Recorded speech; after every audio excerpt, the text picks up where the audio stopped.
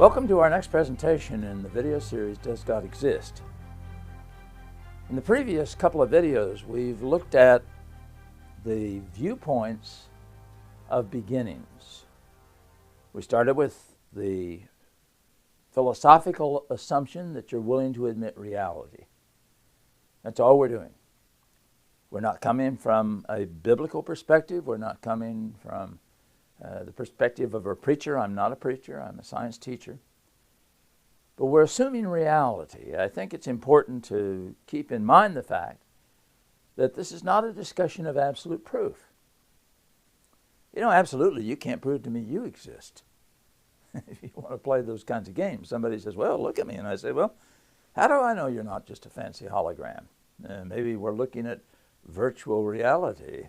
You know, if you want to play those kinds of games, you can do that. It's like the old story about the philosophy professor that tried to call roll, and every day the class got derailed because the students wanted to argue with him about whether they were really there or not. And you know, that's not the kind of thing we're doing. We're looking at a very practical line of evidence, assuming reality. And if we assume we exist, then there are some choices to be made. What do we believe about how we came to be? Was there a beginning to time, to space, to matter, energy, to the cosmos as a whole? Or has it always been? We've looked at the scientific evidence. We've seen there is massive evidence that there was a beginning to the physical universe. Quantum mechanics and things that have to do with some of the modern discoveries of superstrings and brains and things of this type lead us to discussions of how that process might have been, let us understand that different laws, nonetheless laws, of physics may apply to the very small world of neutrinos and quarks. But the discussion we're having is the discussion of the physical, tangible world in which we live. It had a beginning. Was the beginning caused or was it not caused? We've seen that if you look at the suggestion that it's not caused, it means that you're invalidating all known conservation laws of science, the conservation of baryons, the conservation of matter energy, angular momentum, electric charge. All of the conservation laws go out the window, and that invalidates virtually all of known science. And I would suggest to you that a person who says they're looking at evidence, they're dealing with science and with the world in which we live, cannot rationally hold to that position. It was caused. And our last question, which we're going to spend quite a bit of time on, is what has to be the nature of that cause? And there's several dimensions to this. The first question is it a personal cause or is it something that is not personal? If it's a personal cause, then there would be design, there would be planning, there would be intelligence in the creation in which we see. If it's not personal, then everything is the result of rote, mechanistic, opportunistic chance. That there is no intelligence, there is no purpose, there is no design in the creation in which we exist. I tried to point out to you that at the college level and at the high school level, we get a pretty heavy indoctrination with the idea that we are just chance. We looked at the discussion of Richard Dawkins in his book, Rivers of Out of Eden, and saw that in this college level book, there is a very direct statement to the idea that everything is a result of blind chance. This is a statement from a junior high school science book, a statement by Huxley, which says it eloquently. And I tried to point out to you at the end of our last presentation that this is not a statement of science. This is a statement of personal religious ideology. Now look at this statement. The philosopher who finds no meaning in the world is concerned to prove that there is no valid reason why he personally should not do as he wants to. For myself, the philosophy of meaninglessness was essentially an instrument of liberation, sexual and political.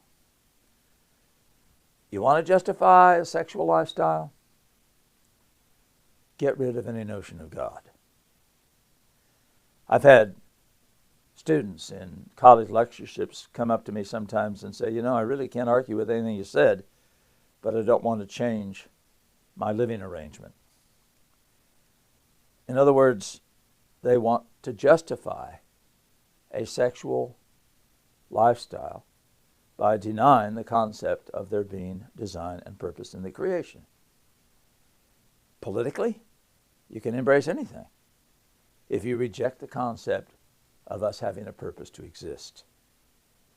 And I would suggest to you that there has been a great deal of turmoil and suffering politically in the world because leaders have, in fact, embraced such a viewpoint. But these are moral, religious, political concepts that have to do not with science, not with evidence, but with the choices and beliefs of human beings on a very different level. What I'd like to do is show you some of the evidence that I think suggests that there is design. Now, I've said this before, and I want to say it again, and I'll probably mention it several more times. We're not suggesting this is a way of doing science. This is an apologetic. This is looking at the answer to the question of is there purpose in the creation, or is it all driven by blind mechanistic chance, as Dawkins and Huxley have stated in the material we have looked at.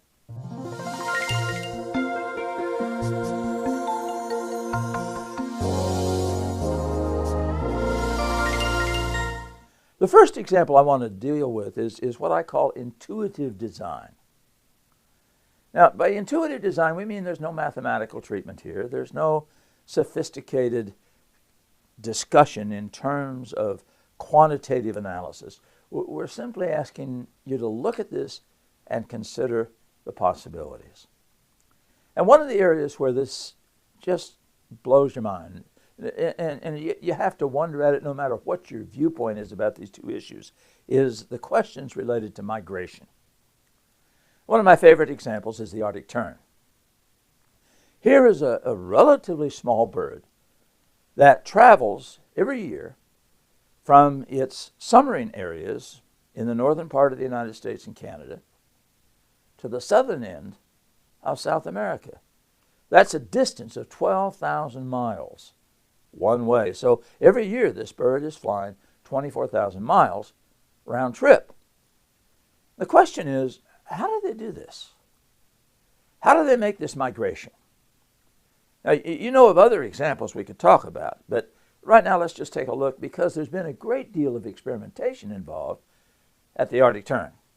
One of the first suggestions that was made about this was that the tern in some way uses landmarks, that they see their way from one point to another. So what happened was the tern was equipped with contact lenses, essentially, which made the tern so nearsighted that it couldn't possibly see landmarks on the ground. When they did this and turned the tern loose over its area where it had spent the summer, the tern was able to make the journey without any problems, even though it obviously could not even see the ground. So the next suggestion was, well, maybe they hear their way. Maybe they've got some kind of sound that they follow. Wind blowing through mountain passes, water lapping on shores. Maybe there's a sound initiative here. So they equipped some Arctic terns with earmuffs, essentially, which made the sound around them so obtuse that they couldn't possibly follow it. And the tern was still able to make the journey. Well, the next suggestion was that maybe they smell their way. You know, maybe there are odors that come from South America on the jet stream or something like this, and that they're able to follow the order. So they equipped terns with gas masks, essentially, which gave them the capacity to fly without being able to make any kind of sensory observation based upon smell. And they were still able to make the journey.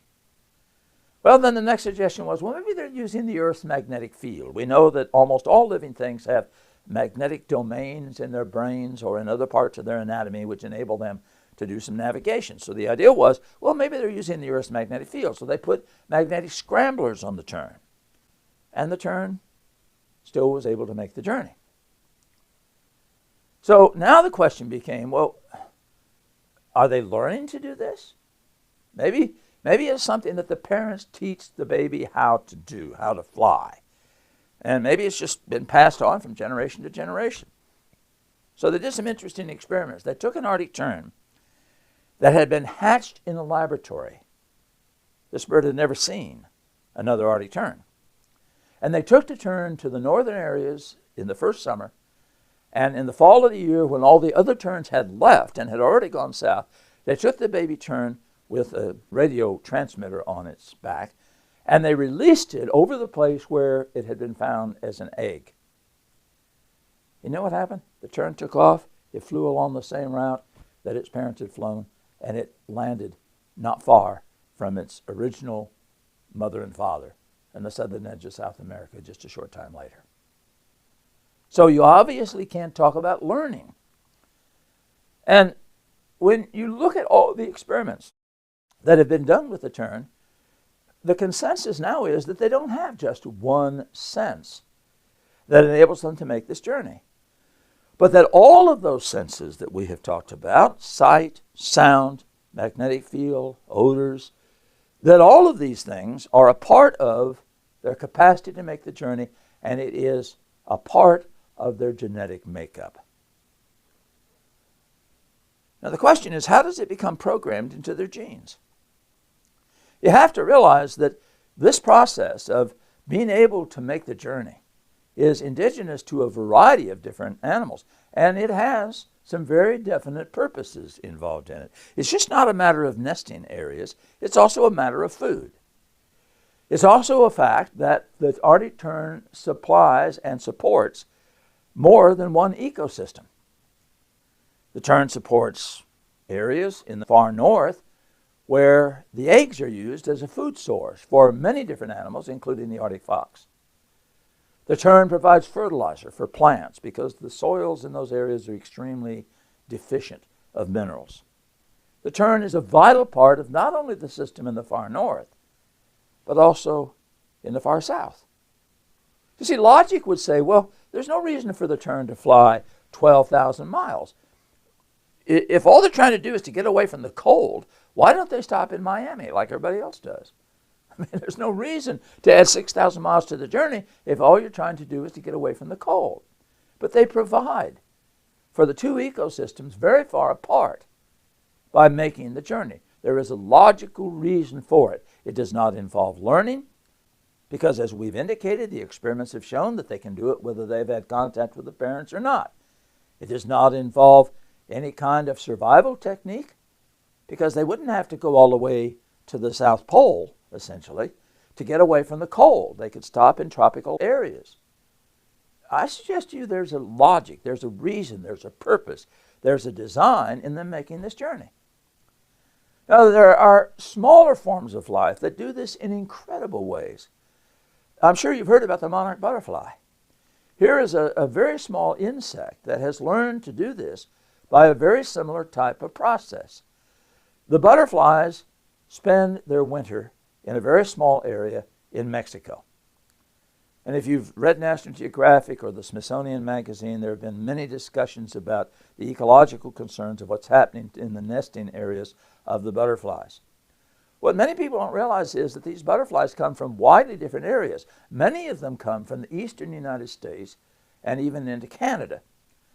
They fly together en masse as the milkweed that they feed upon ripens to the area in Mexico where they spend the winter. It's fascinating. Look at the research that's been done on this. When they have a tailwind, they fly high so the wind pushes them along. If they're running into a headwind, then they fly close to the ground, minimizing the effects of the wind. The question is, how do they know to do that? How is that programmed into their genetic makeup? Their timing is perfect. But you have to realize that it's not one single butterfly that makes the journey up and back. The butterflies have laid their eggs. There have been the caterpillars produced. The caterpillars have spun their cocoons. New butterflies have come about. And yet all butterflies have come about with the capacity to make the journey. Obviously, they don't learn it.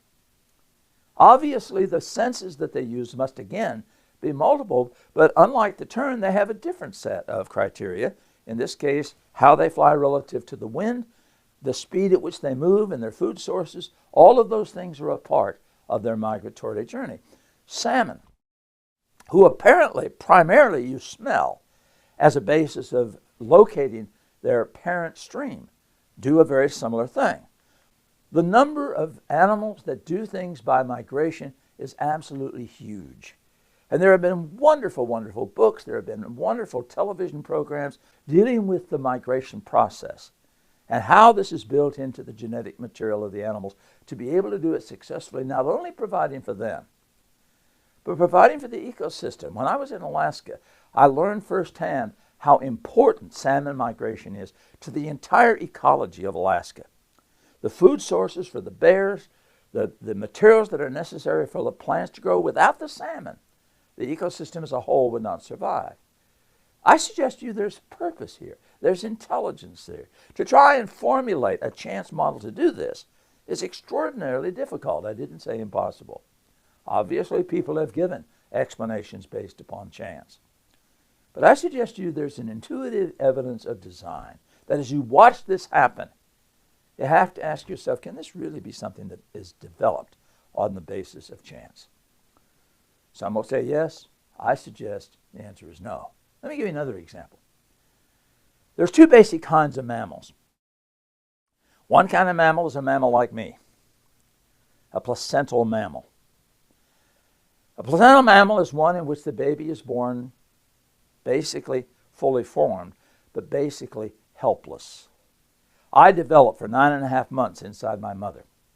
And when I came into this world, I weighed 7.5 pounds and I had all my equipment. I had my eyes, I had my ears, I had my nose, I even had hair at that time. I was fully equipped. Now, the other kind of animal that we're talking about here is a marsupial mammal.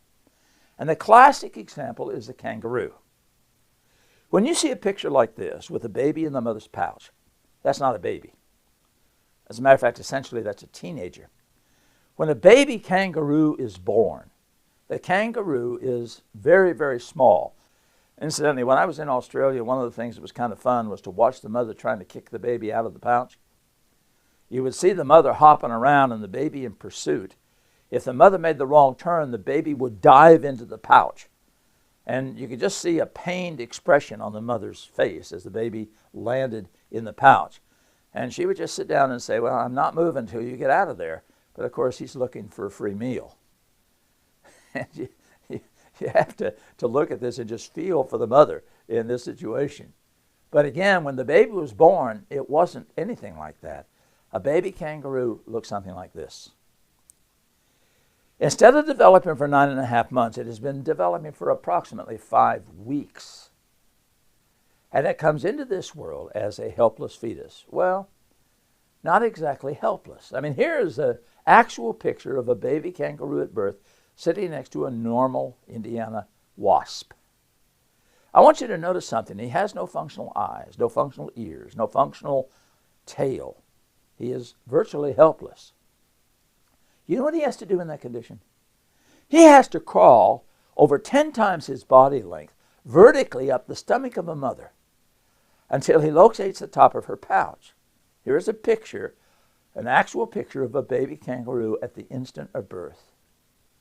A few seconds later, the baby turned over. He started wriggling and squirming his way up the stomach of the mother and ultimately ended up inside the pouch, hooked on to the mother's nipple. Now let's back up here for just a minute. Let's suppose he doesn't make it. Let's suppose he falls off, and mother doesn't help him. She doesn't even seem to be aware that he's there. Listen to this.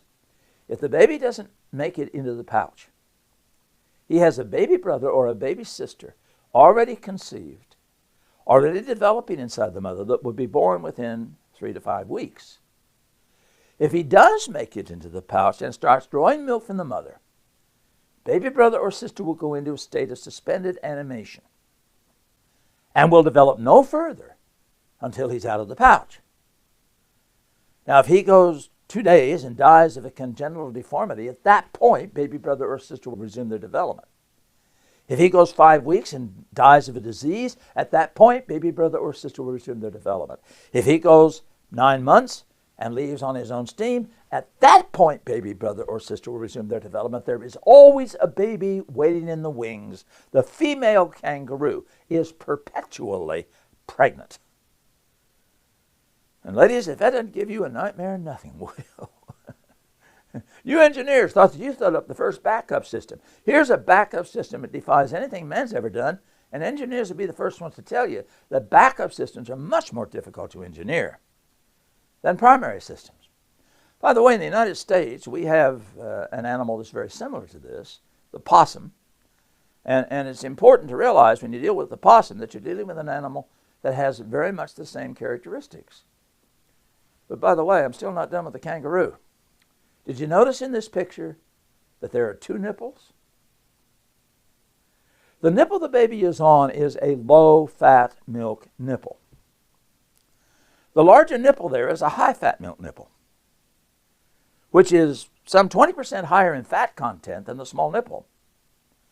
Now, when the baby comes into the pouch, he has to get the right nipple because his body cannot metabolize the high-fat content of the large nipple.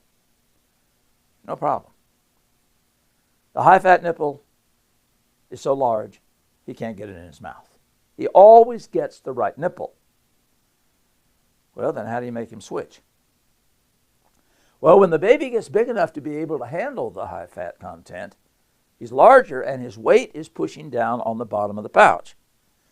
The bottom of the pouch is connected to the small nipple. So when the baby starts to push down on the bottom of the pouch, the small nipple is being pulled up into the mother. So the first time that mama kangaroo takes a king-size hop with baby sitting on the bottom of the pouch, that pushes down on the bottom of the nipple, pops the small nipple into her body, and the only nipple he can now get is the high-fat milk nipple, which better meets his needs. Now again, the question here is, do we explain this on the basis of a long series of singularly beneficial accidents? Or is this a demonstration of intelligence and design and purpose in the creation? That's an intuitive answer. People, depending upon their prejudice on these things, will give different answers. But it is an interesting example of design.